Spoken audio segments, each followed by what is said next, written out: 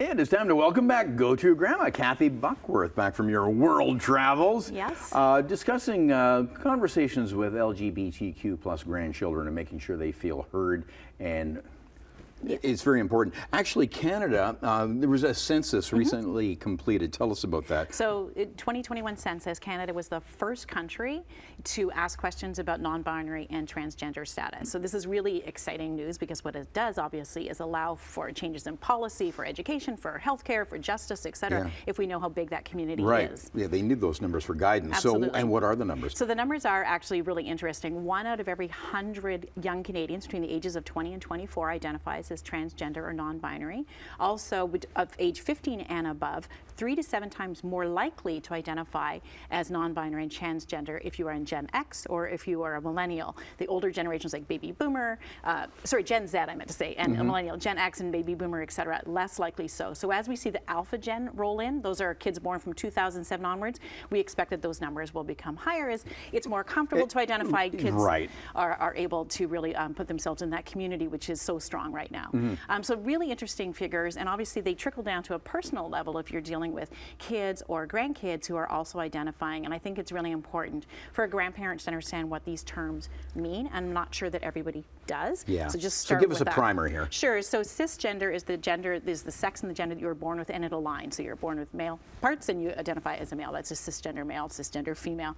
Transgender is someone whose their sexual parts do not identify with what the outward sex that they're presenting. So you might be born with female body parts, but you identify as a man. And then non-binary can be either gender that you're born with, either sex parts, if you want, that you're born, but you don't identify with one or the other. You don't see yourself as necessarily male or female. So those are the differences, and I think it's really important for grandparents and parents to understand the language around it, why pronouns are important, they, them, etc., and how important it is to get those right. Yeah, and it is so important for that, acceptance and love. Exactly, and that starts in the home. It starts with your family, and then I recently had the opportunity to travel to Amsterdam, which is a city well known for its support of the LGBTQ plus community, especially to meet with Booking.com, whose head office is there, but they also have just launched something called the Travel Proud program. So as comfortable as we want our kids and grandkids to feel in their own home, we want to send them into a world that feels safe for them to travel in. So they've launched this program. So far, 12,000 properties have come on board. This is my kid Bridget in Amsterdam, actually.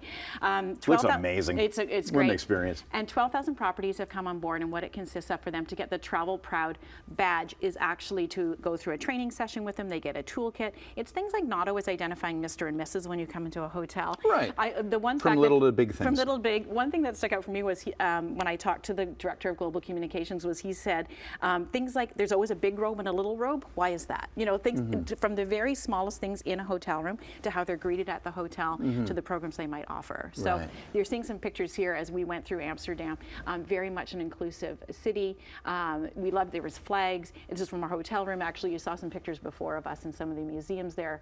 So I'll just do a little plug for Amsterdam. Obviously a great city to visit, but also a very safe space for everyone in the LGBTQ plus community. So how will this work like when people are interested in booking such trips? When they want a Travel Proud partner, and it's at 12,000 properties, like I said, already on board. So you go onto their website, booking.com, just enter Travel Proud, and the properties in cities and spaces where it's available will come up to you, and they'll tell you what it is exactly that they offer. It's rolled out mostly now in Europe and North America, where that community is more welcome. Obviously, there are some places where it's not a safe space, so they're working with government boards to actually try to roll out the program to places where I still maybe want to travel somewhere where I know it's not as welcoming, but I want to know within those cities, where can I go? And that's important as well. Very important, exactly. And it just sends this message, of course, that, to our kids in those communities, that they can leave their home and still feel safe and go to places where they know that it won't be an issue for them. Yeah, fantastic initiative. So we'll link up all your socials and website for more on that program. Yes, and I'm going to be talking about it on my Go-To Grandma podcast. Of course, that'll air in a couple of weeks, actually, with all of the details on the program. Thanks so much, Kathy Buckworth. Have a great day. Thank you. You too. See you tomorrow.